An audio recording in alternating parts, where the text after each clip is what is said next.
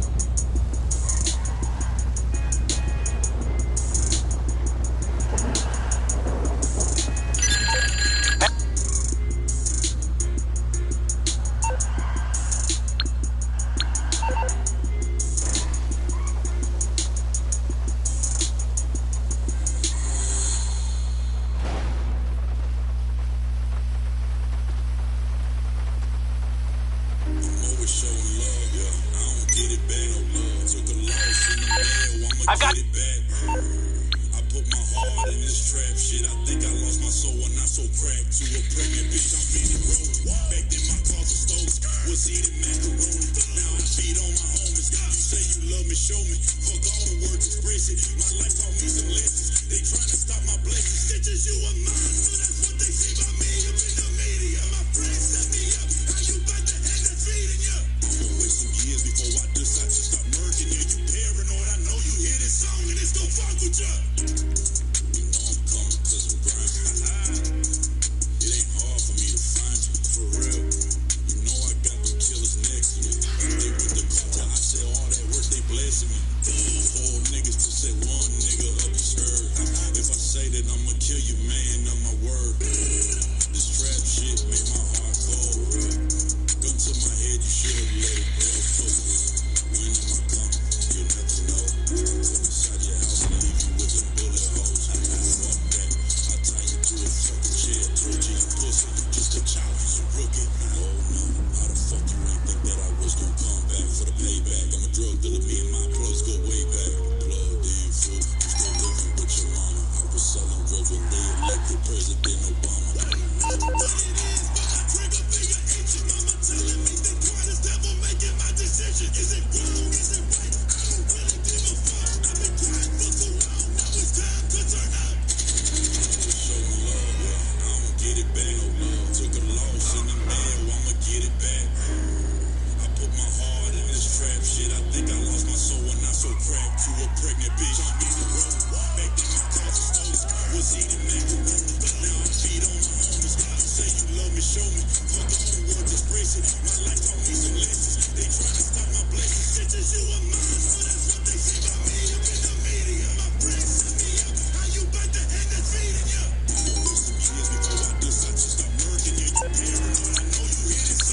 The devil making my decisions. Blind guys, tears fall down. I'll be satisfied when I put them in the ground.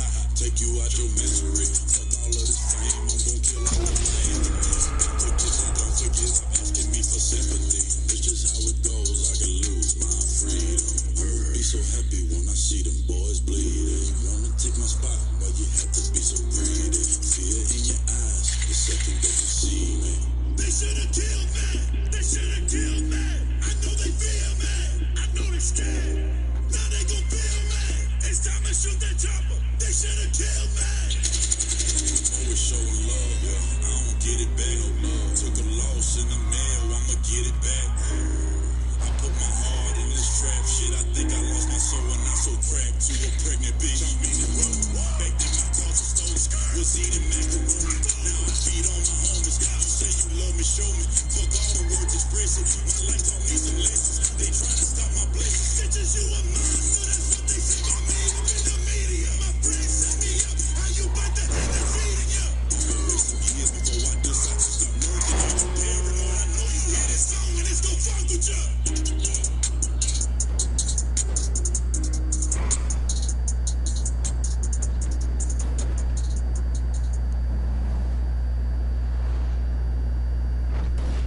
Look what I just made. The perfect pearl. Not too bad, but check this out. Whoa, a true Venus clam. Red Bull gives you wings. Saving Big with Corner? You're so smart.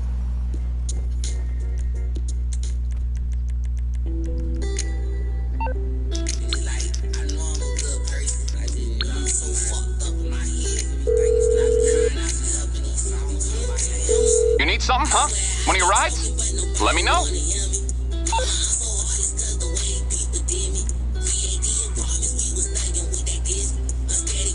Okay, I got stuff to do.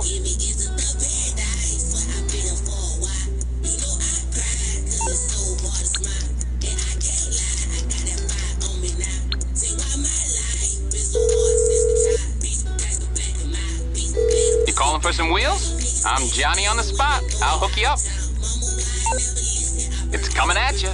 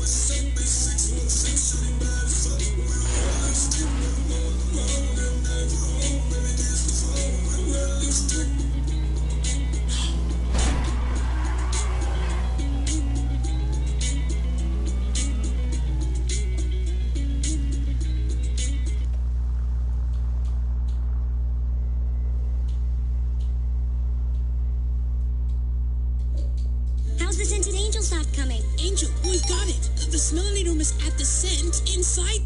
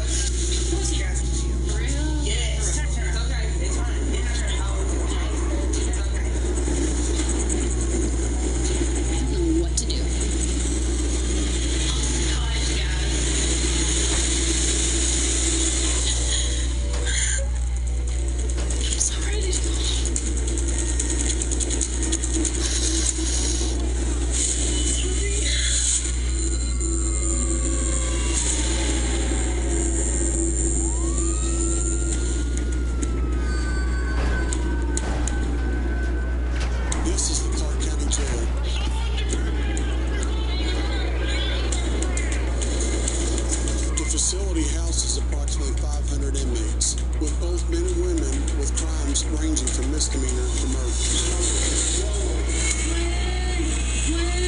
Bring your hands forward. Before I took office, I think the inmates for the most part were running the facility. The drugs were just absolutely rampant in the jail. Drastic change needed to take place immediately.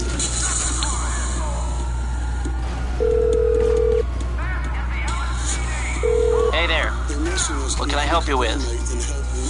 Okay, I'll get you out of trouble. No problem. I do know that almost every cell, they figured out how to get those light fixtures open, and they're hiding stuff in the light fixtures. Your trustees are really destroying your place for you.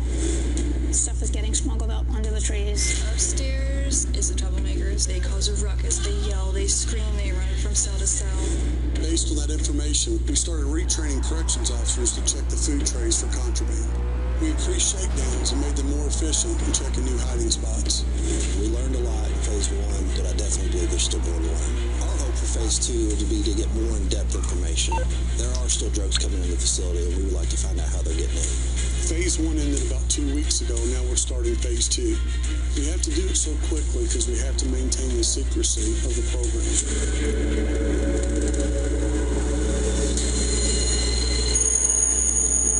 Motivation for participating in it is to make change. I think it would be good to know what jail is like. This may be one of the only opportunities I ever get to go to jail. My daughter went to prison when she was 18 years old. I would like to do it because it would make me feel a relief to know what she goes through on a day-to-day basis. I know that it would make me a better attorney. I have like 35 years experience in law enforcement. To look at the other side of that system, it's very educational. So I started drinking when I was 10. I was very, very addicted to drugs and alcohol. If I'm able to help one person while I'm in there, that's everything. It's not innocent until proven guilty if we're putting people in cuffs and throwing them on the ground and being rude. I love being in jail. I want to take away the aspect of knowing from the other side what they see.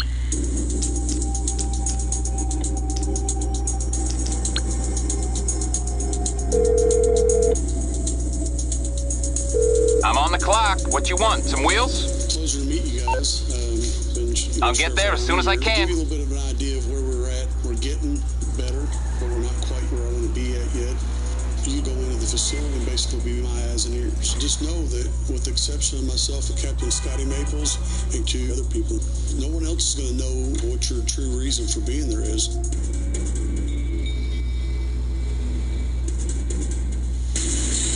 I'm Captain Scotty Maples. Some of the stuff I'm going to tell you is just more technical, what you need to do and how do you stay safe. Insure, invest, protect. Mutual Mutual of Omaha. Protect your kingdom.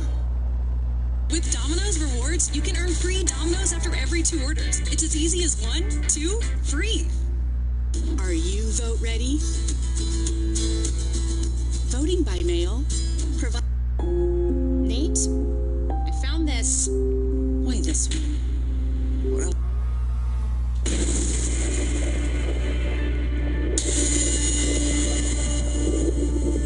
When you come in, you're going to go through the booking process. You're going to fingerprint you, take your photo. You'll be sent up to the classification pod. The classification pod is where all new inmates go. But no, these other inmates are seasoned. They've been in there for a while. So when you come in as a new inmate, they'll be watching everything that you do. And probably the less you say, the better. When you come into a jail, it's best to stick to yourself and be a loner. Be aware of your surroundings. And sometimes you just can't help it. It just happens sometimes. Safety measures in the prison, like how is it? If you need to defend yourself, you need to defend yourself. You know, you're not going to be charged criminally for defending yourself. But on the other aspect, if you do commit a crime unprovoked, you will be charged. When somebody come at me, you know, I definitely don't have a problem defending myself. Ooh, take some of that spaghetti. You heat it up for me. Yes. I'm Dion, 24 years old. I'm a criminologist. I'm from Detroit, Michigan.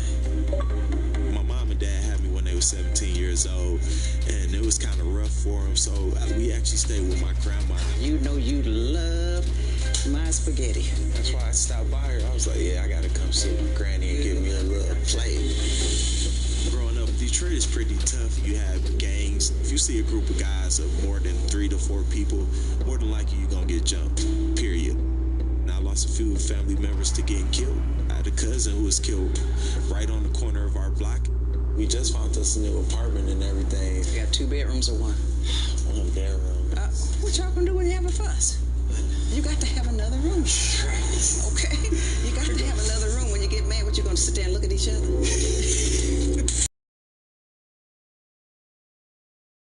Laws are biased. It's not towards the race thing, it's more towards lower income people.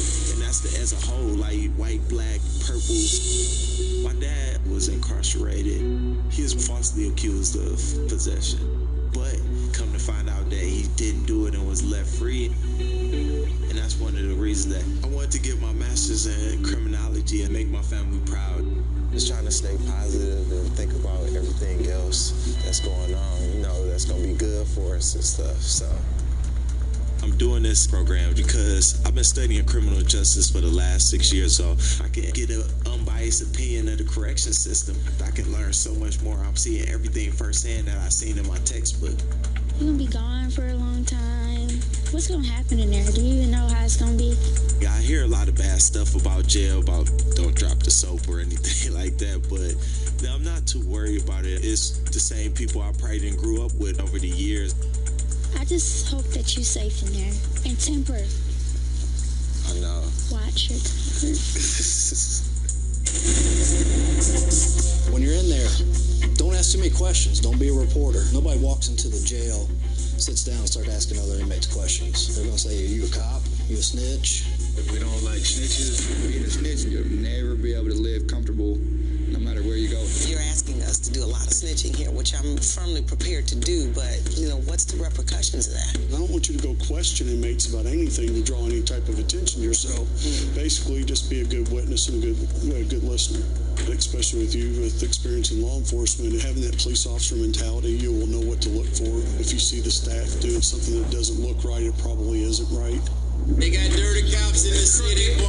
Dirty. Watch them. They treat us like animals, for real. I don't have any respect for COs and basic law enforcement. I don't even have any respect for the judicial system because it's severely broken. I'm Mona Lisa, and I live in New York. I need to know the truth about incarceration because my daughter is currently incarcerated. She went in at the age of 18 and has been serving for about a little over 3 years. Sierra was arrested for armed robbery. She was severely addicted to drugs, and she was doing what she had to do to feed that addiction. Sierra was given 10 years, a mandatory minimum. When I heard, my heart fell to the ground. She's a caged animal now. I kind of don't even think of her as still being human.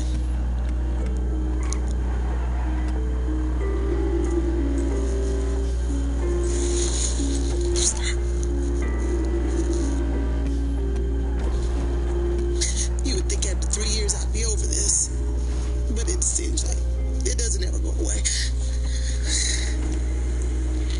You okay? Yeah.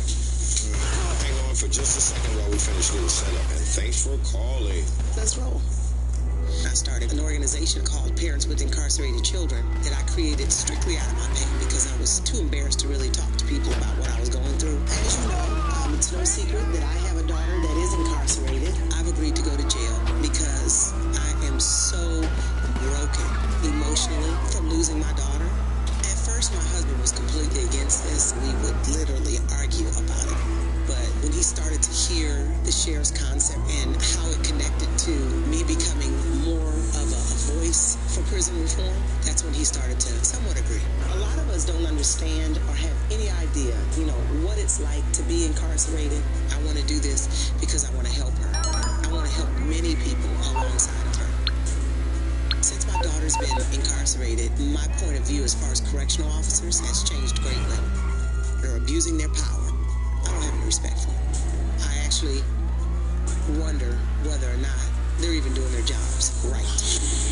So may I ask, once you get all of this information and you compile it, what's the reality of true change coming about? We'll take all those suggestions. This is something we need to change in our policy, procedure, staffing change, and I plan on implementing changes to make it better and improve upon. The concerns I have about Mona Lisa is her dislike for law enforcement. I really think that could really affect her participation in this program.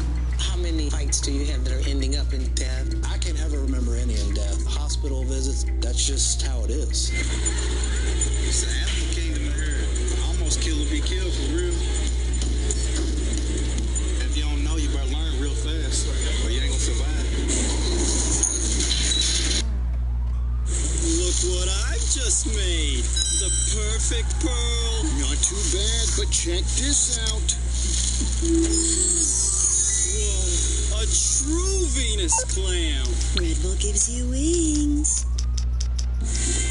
Angel Soft toilet paper is strong. Hi, I'm Alfred. And I'm Rebecca. You need something, huh? One of your rides? Let me know.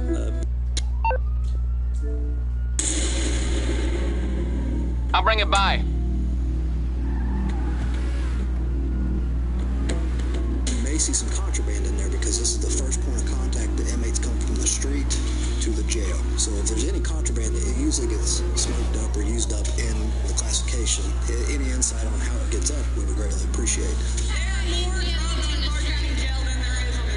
Everybody's on drugs. Everybody's coming off of something. They might lie and say they're not, but they are. I feel like the less drugs or alcohol I see would be better for me. My name is Ashley. I'm 27 years old and I live in Tennessee. I'm going to change his diaper. I have a 3-month-old son named Riker, and I'm married to Zach, and he has actually been through the sheriff's program. Zach is finally home, so now I have to help him get into the swing of things with the baby and show him our routine. You want to clean out his ears? Sure. I started drinking and doing drugs at a very young age. I did have multiple run-ins with the law, all alcohol related. My alcoholism became life or death. I ended up overdosing on alcohol and cocaine. There was a doctor who was blunt. He said, there's a 50% chance they will roll you out of here in a body bag. Grab the little hairbrush down there. My biological mother drank herself to death when she was 38 years old. She was never a mother to me. She gave me up when I was 6 months old, and I knew at that point if I did not change, that was going to be my reality. I have been sober 4 years. It feels amazing. My biggest thing is something's going to happen that I haven't planned for or haven't experienced, and that's what I'm nervous about. When I was first approached about being in the program, I was actually in the jail to visit Zach. Having her come up here and surprise me is the sheriff. I appreciate the sacrifice you're making to make this program work. So, $1 million question, if the roles were reversed, could you do it, do you think? I think I could probably suck it up and do it. Very nice to meet you. Thank you. Bye. My only hope is that I can have some sort of an impact on the women in the jail with me. I'm not afraid for your safety or his safety. More than anything, I just don't like causing you distress. Ashley has made a complete 180 from the way her life was going before. This gives her an opportunity to see this is probably where I would have ended up if I hadn't turned my life around.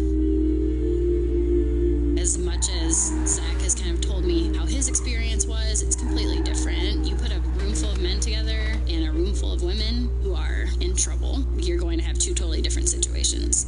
It scares me that I don't know what to expect until I'm there. When you come in, no makeup, right. Or if you do, mess it up, because you need to look rough when you go upstairs. There are some concerns with Ashley making it through the program. She has a small child at home. Zach just got out of the program and came home, so there was a very small amount of time between there. Ashley doesn't look like your typical inmate. She may stick out. It could lead trouble for her. There's one main guy in there, the pod boss. He's established. He's been to prison. You know, he's been around the jail for a while, or she's been around the jail for a while. He wants to know what you're about. What's the propensity for gangs and racial segregation and whatnot here? Things I need to be... You gotta turn this language down. Propensity for racial segregation? What's the... You're gonna have a rough time, man. A rough time.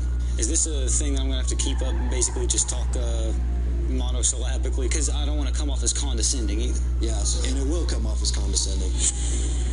I have no problem actually pulling through any of this in terms of just being in jail. I mean, there are people weaker than me, mentally and physically, less intelligent than me, who've made it, and I'll prevail as well.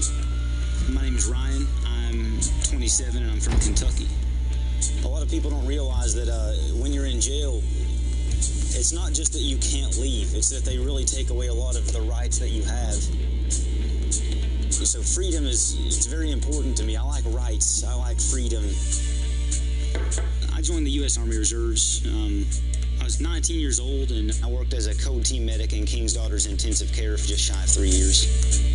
I'm currently applying to be a police officer. What's up going on? Hey, how you doing, bud? I'm doing good. Everything's fine. Your hair is really long. I know. I didn't want to get a haircut. My ultimate goal is to become a homicide detective, and I feel that this project definitely gives me the insight that I need to be more comfortable doing what I have to do for those jobs. Knowledge is important to me. I want to bring to light all of the actual problems with the criminal justice system and actually fix them. It starts with one person to make a change, but seriously, in something that is so big and major and risking your life, seriously. Potentially I could make those people's lives better, or even expedite, the process of them getting out sooner or whatever. A lot of people say, they're criminals, lock them away, throw away the key. I can't just sit aside and baselessly judge or assume things about an entire population of people that I've never met. I just have too many things just bombarding in my mind. I'm just all over the board, so to speak. I'm not worried about jail. Day one, I'm obviously going to be fresh-faced. But I'm trying to scruff up and, blend in a little bit. Apparently everybody there's scruffy. I guess it's a lack of willpower and hygiene. What makes a person a classic target here? Talking too much. All right. Asking too many questions. Drawing attention to yourself. I can see Ryan having problems with the other inmates by coming off condescending and maybe arrogant. That won't go well in jail. He's also small, so he could be a target.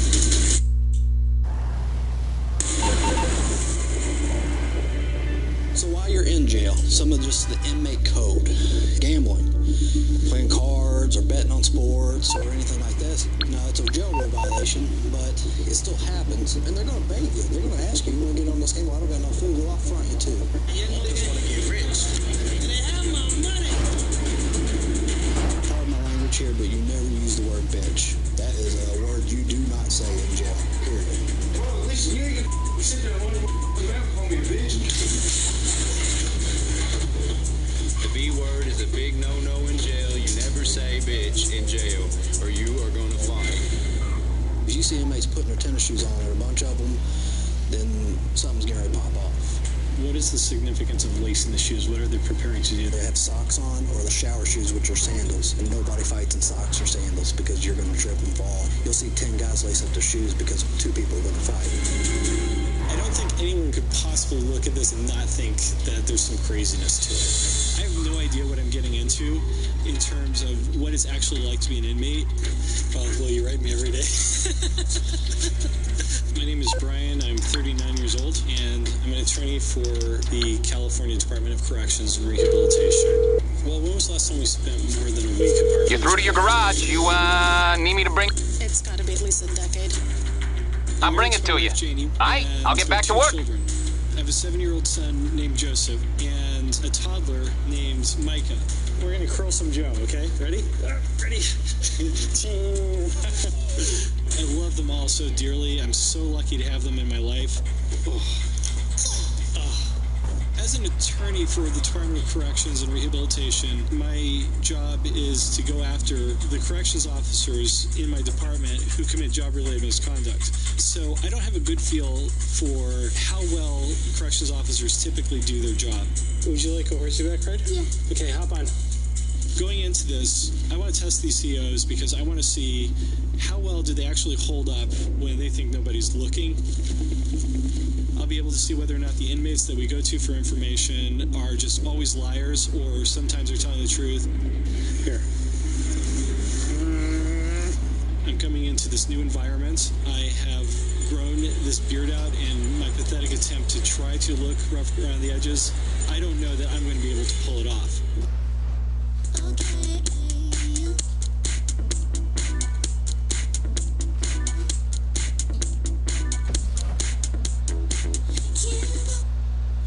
It's more than body wash. It's a rich lather, gentle on skin.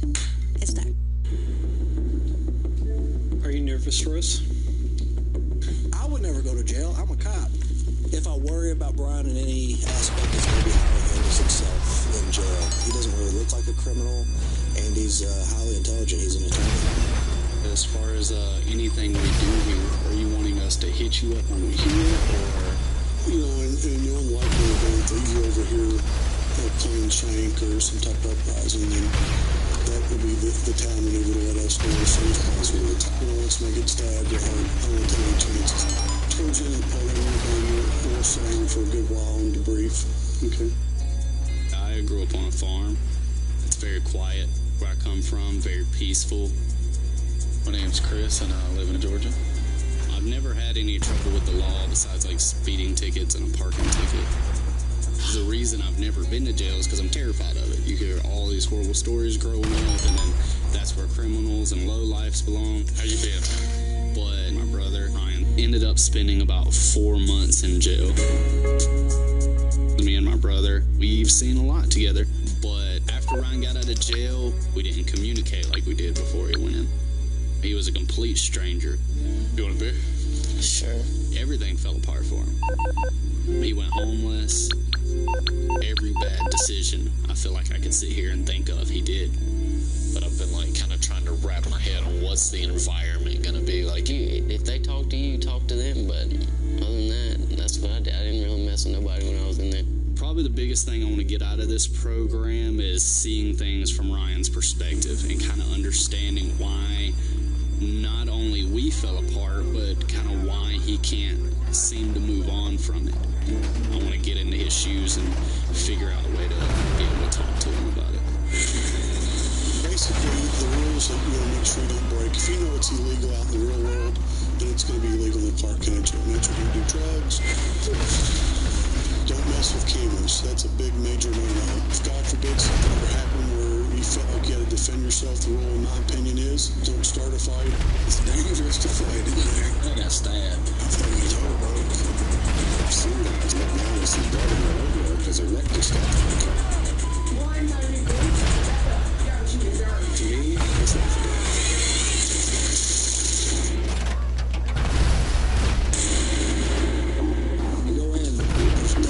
There's stairs to go up, and there's cells and cells. Try to, at all costs, get a bottom cell.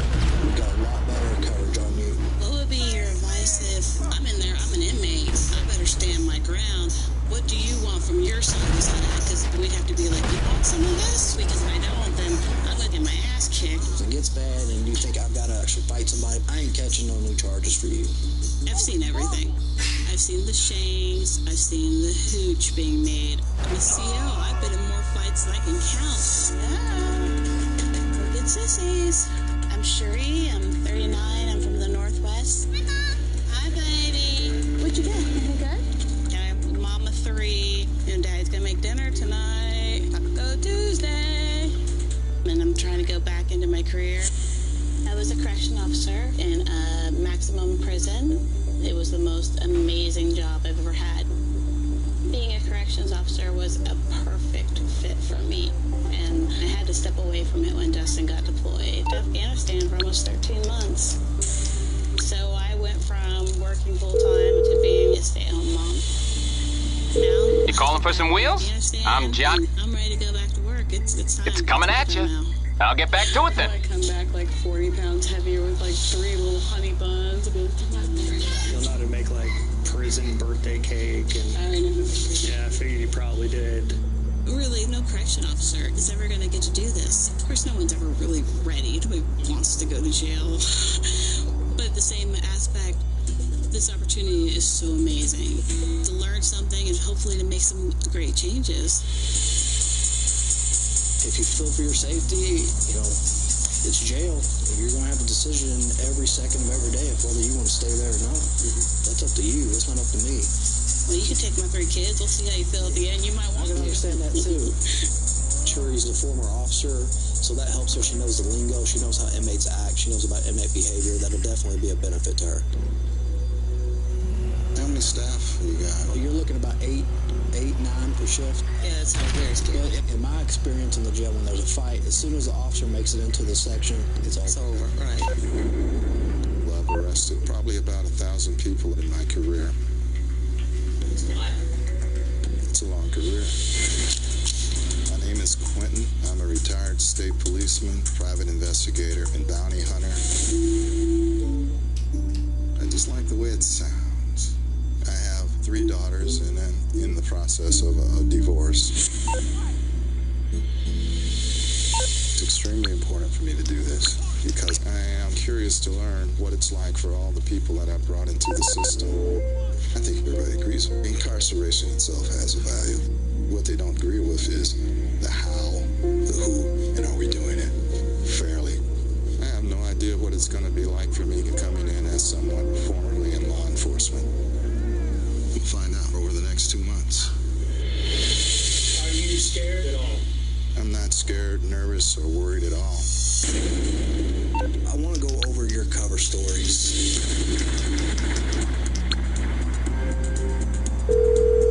Your cover story, what is it?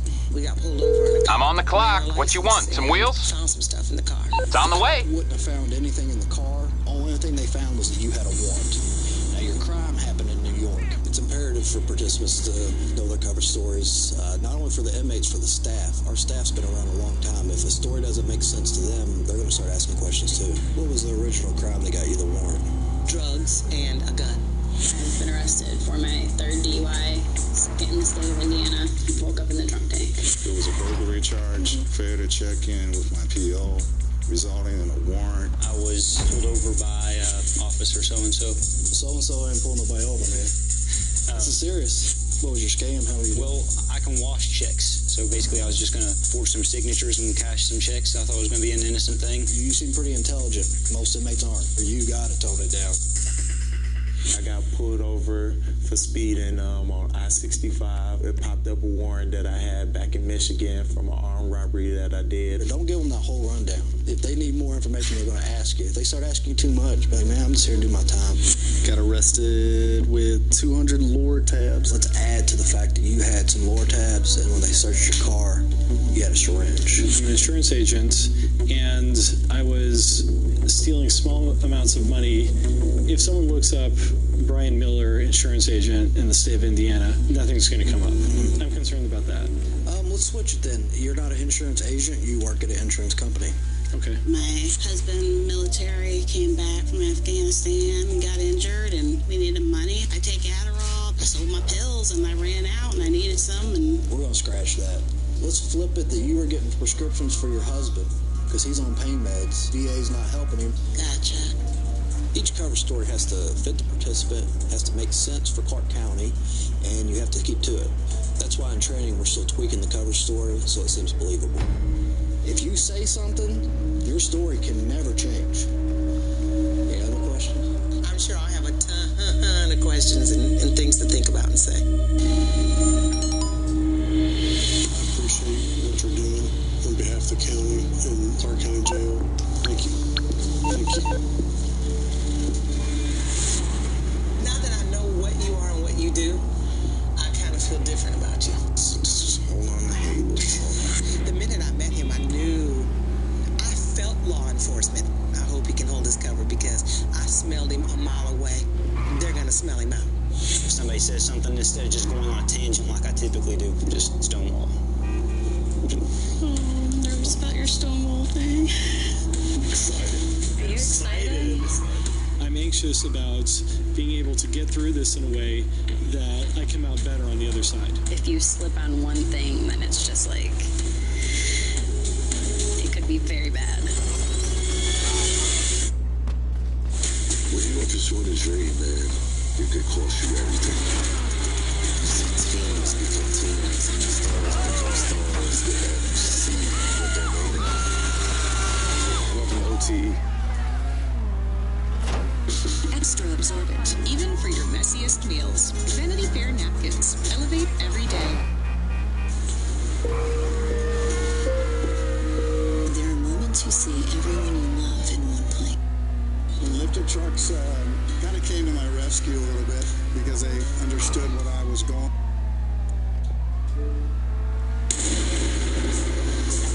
I haven't played in so long. You talking about you ain't played it forever.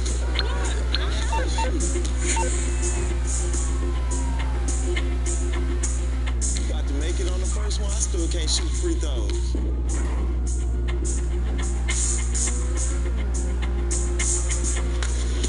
I'm getting good now. So I wanted to talk to you about the program and stuff that we're doing. I kind of didn't go into details because I wanted to talk to you by ourselves and stuff. But basically, I'll be going into prison. Doing research. I'm going to be in there, like, living, like... Huh? As a prisoner? No. Can you pour me a glass of water, please? Yeah. This is the last night before I leave. I'm taking a deep breath in. So what are you in for? A warrant for crack and gun. I'm trying to rehearse my cover story and just trying to get ready. If you just stick with it, you should be okay. You don't owe anybody any explanation. What's happening? I still got a little bit of time for me to relax before I need to kind of get my head in the game. Thank y'all for all this, the food. Thanks for watching after my lady while I'm gone. Is this the longest time you two are going to be apart in your relationship? Mm-hmm. Yeah, so it's going to suck being Chrisless. I'm very nervous about his safety. You guys still need it? Yeah, I will here in a second. I have to actually tell you something. I enrolled in the program, and I am going to jail. And, jail? Yeah. In a program for a sheriff. It's for a sheriff. You'll know about it. You're not in trouble? No, I'm not in trouble. It's...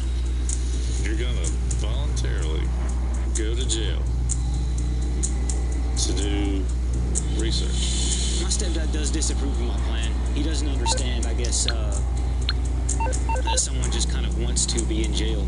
It's not that I want to be in jail, really, though. It's that I want to learn something about myself. So you go in there as a prisoner. Yes. So you can get hurt. It's going to be some negative, but I feel like it'll be so much better as a criminologist. It could, of course, help his career.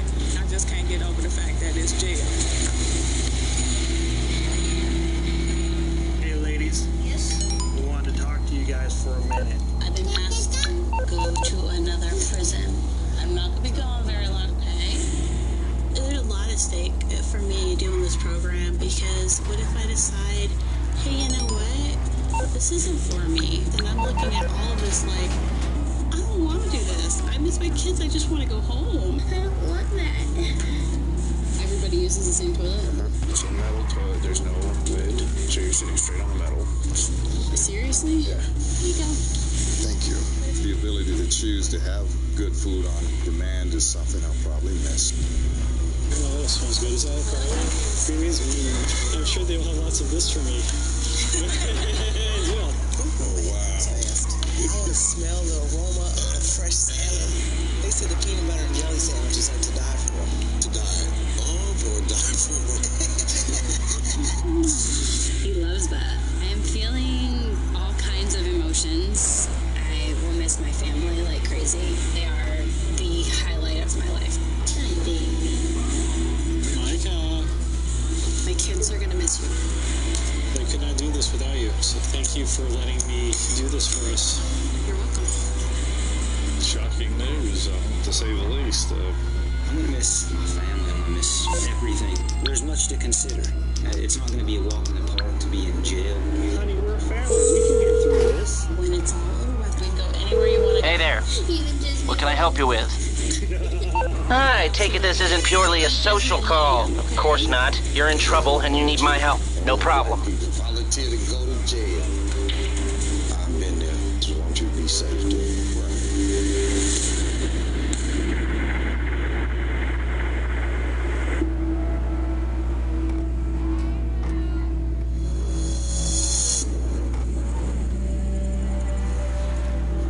It's very unsettling.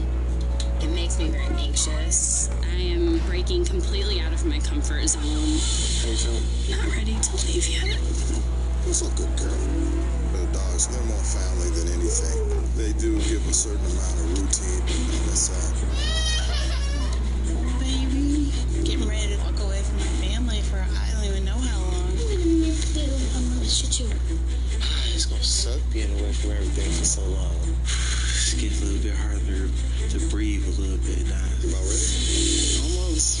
I'm feeling uneasy about not having my man in my space and not being able to talk to my daughter or have any interactions with her. I'm going to have to dig real deep to find my strength. How do you feel? It's a band-aid I want to pull off. I'm not going to be at home with my family to protect them, and feeling a little bit of perhaps regret. I'm sure you've thought it through. I will be worried. I really don't know how it's going to end up. I guess I'm just going to have to pull the trigger and go. And it's freaking me out a little bit. I feel like when the door's shut, I'm going to be like, oh. I'm ready to get it over with. The taxi is here. Give me one. Take care of my babies, honey. I'll be praying for you. Thank you. I just hope that he'll know what he's doing. Bye-bye.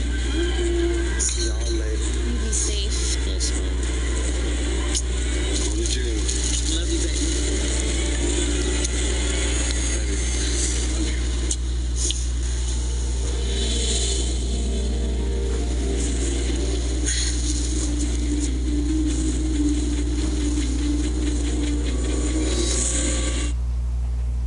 Sometimes it takes a different approach to see the possibilities all around you.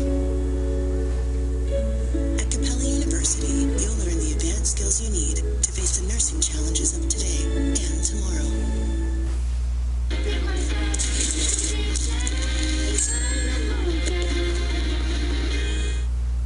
The Balanced Dog is a canine massage practice. There are some basic business things that have to be done. So you have to do your accounts. You have to pay your bills. I love Zero because it makes my life easier. It's point, click, done.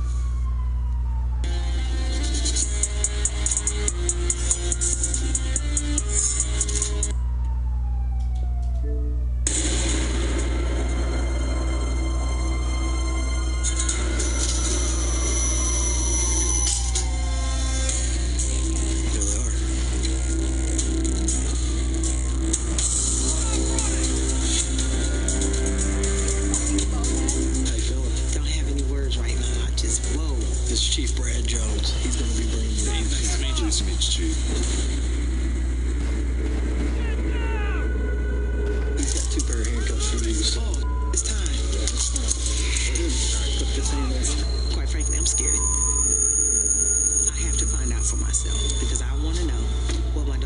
you first and foremost. And I'm praying that nothing happens to her while I'm in here. Sergeant Furry is going to be the one that's taking you into the Clark County Jail.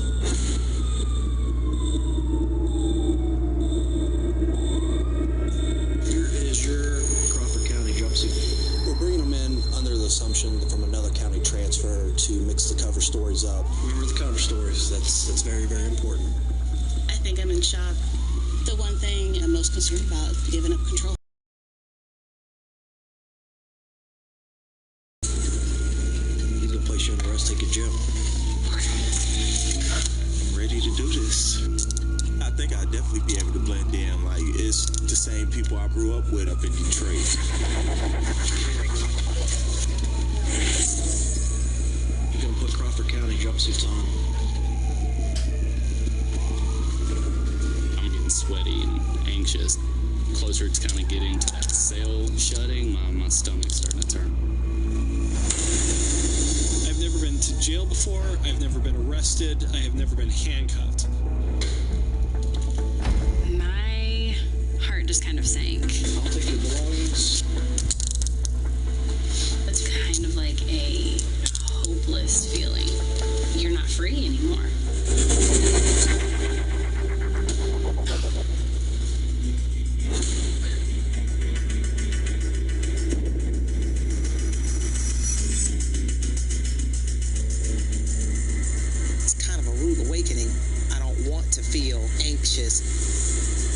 People do think I'm insane for doing this. I already know enough out there.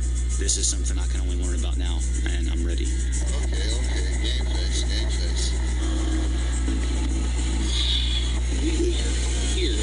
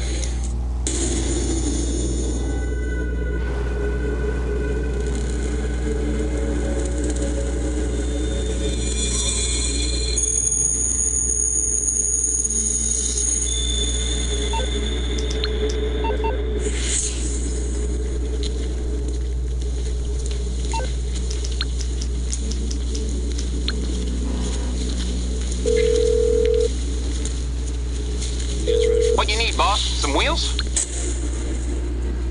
It's coming at you. I'll get back to it then.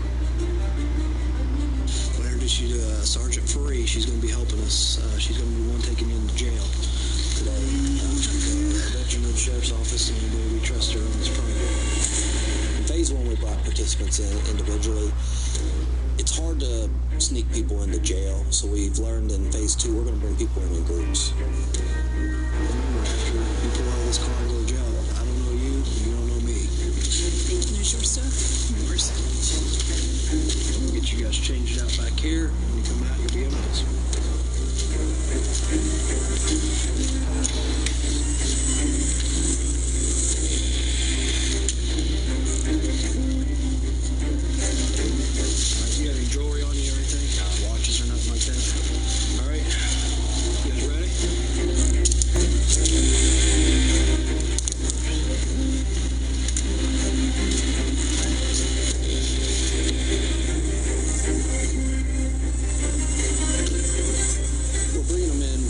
assumption from another county transfer to mix the cover stories up, and it just helps us get them in easier.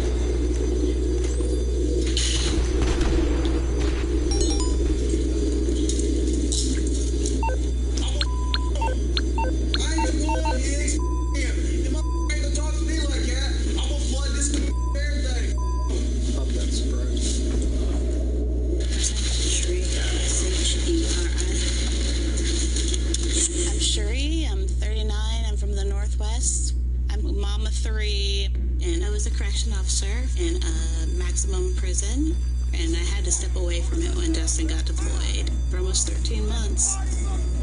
Now my husband's back from Afghanistan, and I'm ready to go back to work. It's time. It's my time now. But once you've left corrections and it's been more than a year, you're no longer just allowed to apply and get in. So I'm hoping being in this program, being a part of it, will get me back into the field. It'll show myself that I'm ready to do this again, and no one else in America is going to be able to say they're a correction officer. It was an inmate. Sir, please, sir. Please, sir. Please, baby. Please, baby. Please, please, please, please,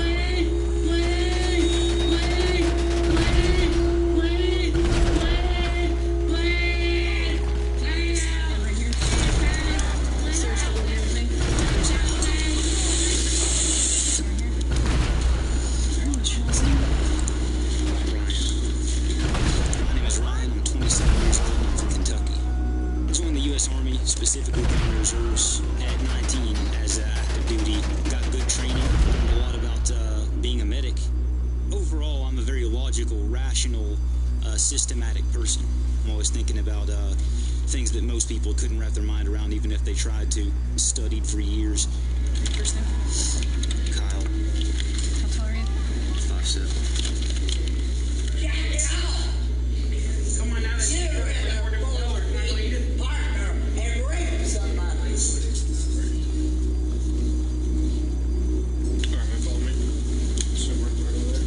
I'm feeling there's a little bit of anticipation, mostly for what I don't know yet. There are people weaker than me, mentally and physically, who've made it, and I'll prevail as well.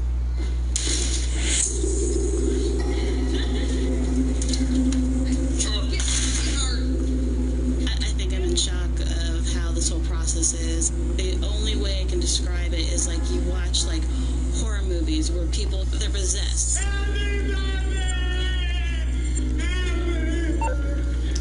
And I just freaked out. It became so sad so quick. Get your fingerprints done, and then if you want, I'll let you. You need something, huh? One of your rides?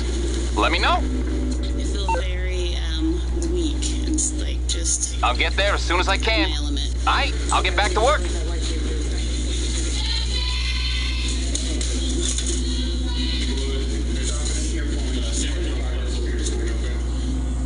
I'm most concerned about giving up control. I've never had to do that before. I'm the officer, I'm the mom, I run the show at home. There was always that question in my mind as a corrections officer of what's it like for them? I literally have become just an inmate.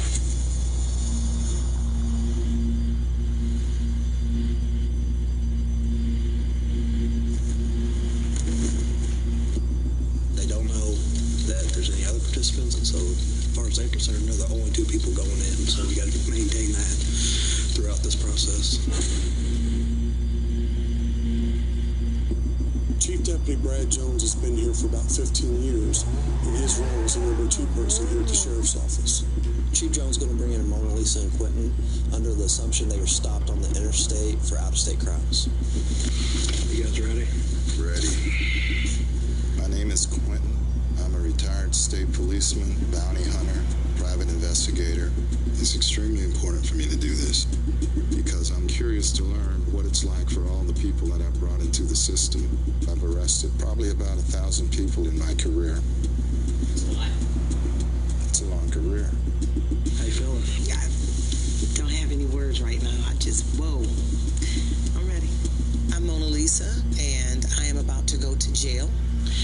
And quite frankly, I'm scared of Do you ever think you'd sign up to go in jail? No. Not at all. And when I see those lights and I see you two, I get creeped out. Okay, this doesn't even feel good at all. I know you got a smile on your face and you're nice, but I kind of feel creepy, you know? I don't know. Some Cops make me people creepy. don't like the police. It made me feel creeped out. I used to believe in law enforcement. I used to really think that they did their jobs.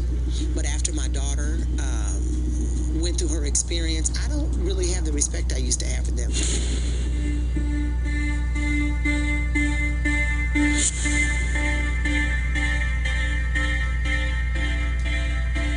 She was on the dean's list when she got arrested, for God's sake. And now she's a caged animal. They don't think of her, as anything else but a criminal.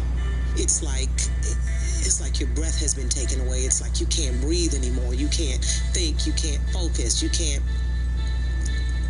just can't be.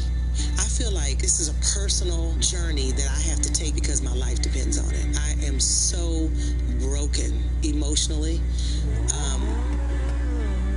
from losing my daughter. I just need to understand. It's too much that goes on in my head that I want to bring to closure. He's got 2 pair of handcuffs for you. So. Oh, it's time. Yeah, it's time. All right, put this in right here. The thing about what people feel about police, it's very circumstance related. If their house is broken into, they love us. If their children are arrested, they hate us.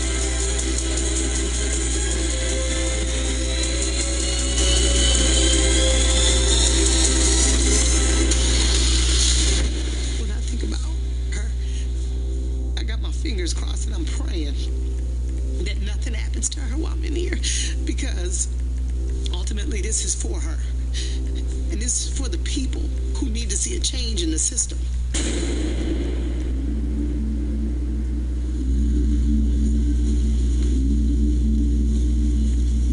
Trespass, theft, level 6 felony.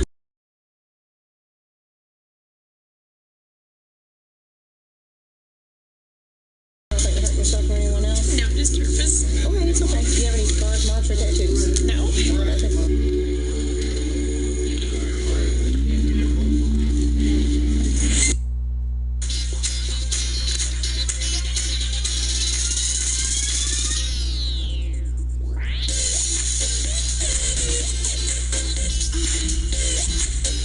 My name is Sarah Sherman Samuel. Hi, I'm Jake Arnold. I'm Amy Parker. My name is Mulaney Barnett.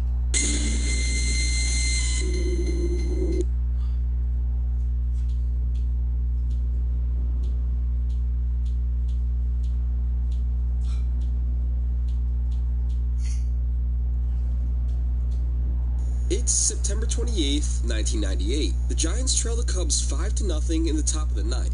They're playing a Game 163 tiebreaker. The winner faces the Braves in round 1 of the playoffs. The loser goes home. San Francisco is down, but not totally out. A monster looms in the dugout, due to hit 5th this inning. If each of the Giants' first 4 batters reach base, this game gets interesting. They start off the inning with consecutive singles. Cubs manager Jim Riggleman calls upon veteran lefty Terry Mulholland. Mulholland started yesterday's game, throwing 8 innings and over 120 pitches. Yet here he was, with no rest, on to face the top of the Giants' order. Don't ask me why. Stan Javier jumps in for an RBI single. Then Ellis Burks works a 5-minute, 10-pitch walk, which brings the tying run up to the plate. Barry Bonds has been the best player of the 9th. Him in terms of reputation. Junior scored the walk-off run that won his team a playoff series in 1995. Right now, Bonds has the chance to play hero in an even bigger way. He has a few walk-offs under his belt, some off Hall of Fame closers, but he's never once produced a game-winning play that had serious playoff ramifications. If I'm being honest, it's insane to expect a game-tying grand slam from anyone, even the future home run king. But Bonds has 6 homers and 45 at-bats against Mulholland, and the veteran pitcher was clearly exhausted, especially after the Burks at-bat. Come on, Barry, prove those doubters wrong. Just one swing to rewrite history. Sosa tracking his Miller, no score. He got his pitch, a 91-mile-per-hour middle-in fastball. He drove a laser to right field.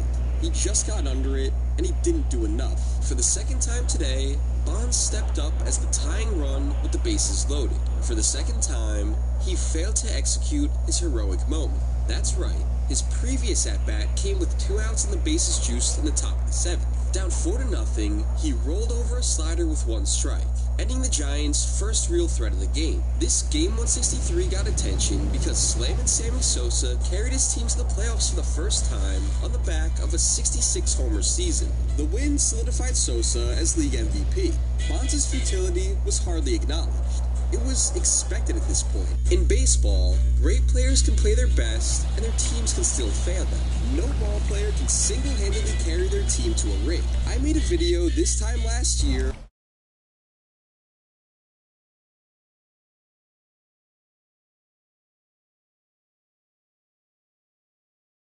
as an individual failure. Thus, Bonds can be considered the best player ever, even without a single championship ring. The thing is, Bonds did have the opportunity. His playoff futility is largely due to his own failures. In his first 5 playoff series, Bonds' teams went 0-5.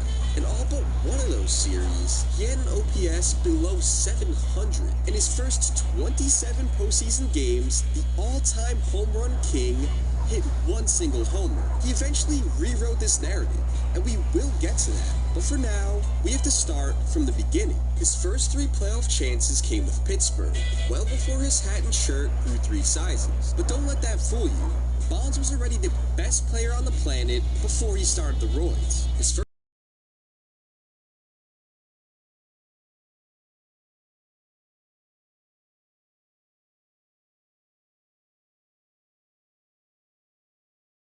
This is easily their best.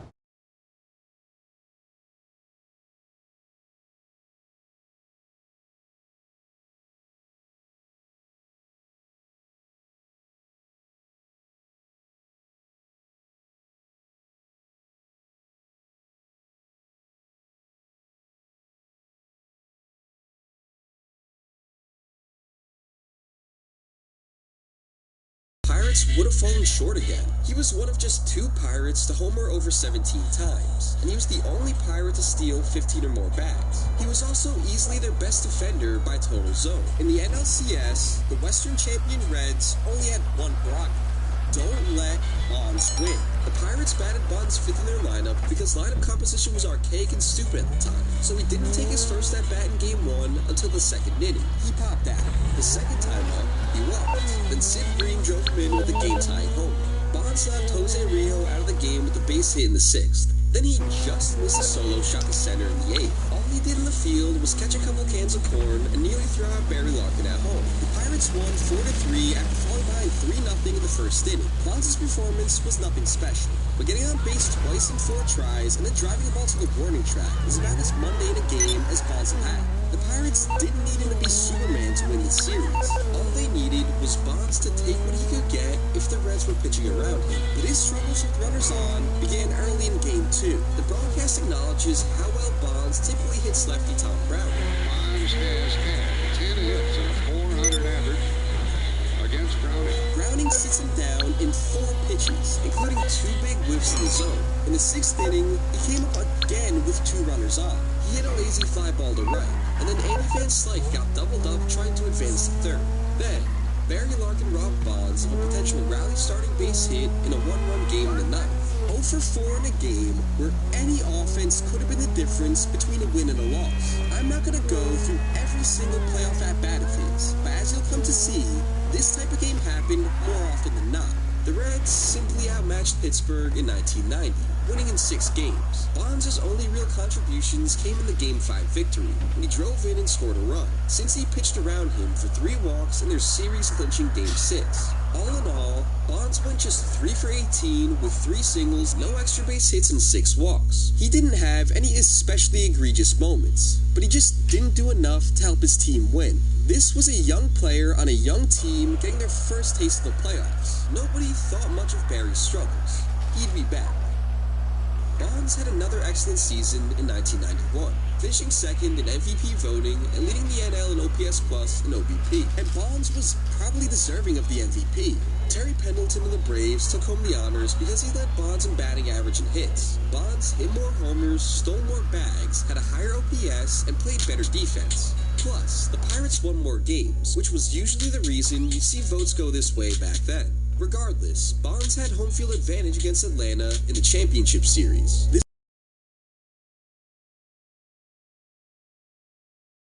His 2 walks were largely inconsequential in the Pirates' 5-1 Game 1 victory. In Game 2, Bonds created offense early, lining a base hit off pitcher Steve Avery, then stealing second and third. But he was stranded, and the Braves went up 1-0 in the top of the 6th. Bobby Bonilla started off the Bucs' 7th with a base hit. Then Bonds rolled into an easy double play. In the 9th, Bonilla got things started again with a double. With a 3-1 count, and his 4th time facing a gassed Avery, Bonds popped out to short. Pirates lose 1-0. Singled, stole a bag, and scored a run, but the Pirates were already down 6-1. They took a 10-3 beating, and Bonds was hitless in his other 4 at-bats. In Game 4, Bonilla got on base to start the 2nd, 4th, and 6th innings. Bonds popped out, struck out, and flew out. He got a weak infield hit in the 8th, advancing to 3rd before being stranded. Since the game was tied in the 10th, Bonds had one more chance to play hero with a runner on and 1 out, and he finally made solid contact. But Lonnie Smith had him played perfectly in left. The Pirates went on to score later that inning, and they held on for a 3-2 victory. Again, no thanks to Bonds. Through 4 games in the series, Bonds was 0 for 10 with 2 walks with runners on base. Going back to last postseason, he was 0 for his last 16 with runners on. A narrative was beginning to form. After another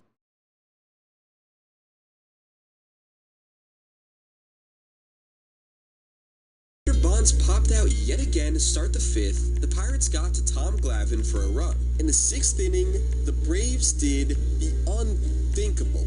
They're going to walk Bonilla. They're walking Bonilla to get the Bonds.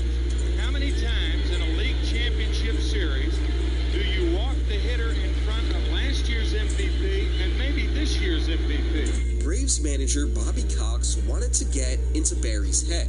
It worked. With the help of some classic 90s umpiring. Then, in the 8th, Cox did it again. That's the league MVP from last season and one of the frontrunners this year. This would never happen in today's game. Small samples are just too unreliable. 0 for 18 with runners on is nothing compared to a 634 plate appearance sample showing that Barry Bonds is the best hitter in this league. But this isn't Barry Bonds. Some imposter dressed in his uniform, took his bat, and stepped up against Tom Glavine for the 4th time. But they get him again. They get him again on a fly ball again. 0 for 19. The Pirates held on to win 1-0 regardless. They were taking a 3-2 lead back to Pittsburgh, but their star player was nowhere to be found. In Game 6, Avery faced the minimum through 4, and Doug Drabeck was dealing for the Pirates. In the top of the 5th, Bonilla once again got things started, battling his way onto first with a walk. Just one time, Barry, just once. Get this rally going, and you'll be playing for a World Series this time next week. He worked the count full, and Avery delivered. You've seen the ads from Ted Cruz lying about my record. I don't want boys playing girl sports or any of this ridiculous stuff that Ted Cruz is saying. But you haven't seen Ted Cruz tell you what he's done for you. Because he can't. I'm calling all red, and I'm fighting for Texas. For the ones who rise to every challenge, there's grandeur. For the ones who get it done. We're in it now. The Premier League. From Stamford Bridge to the Brooklyn Bridge, its reach stretches far beyond the UK. We love this, live this, raise our daughters and our sons with our club's crest in place. You hear that? That's the sound of America waking up to the greatest league in the world. It's early here, but you're far from late. Cheers.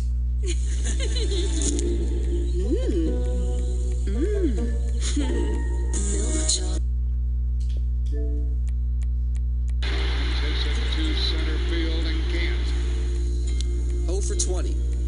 Drabek finally showed his humanity in the ninth, giving up a single run to lose a masterful performance. The Pirates and Bonds wasted it, and they wouldn't get another in Game 7. Atlanta jumped out to a 3-0 lead in the first. In the bottom half of the inning, Bonds came up with 2 on and 2 out, a chance to answer back right away against John Smoltz. Lemke gets to it, goes to first. 0 for 21.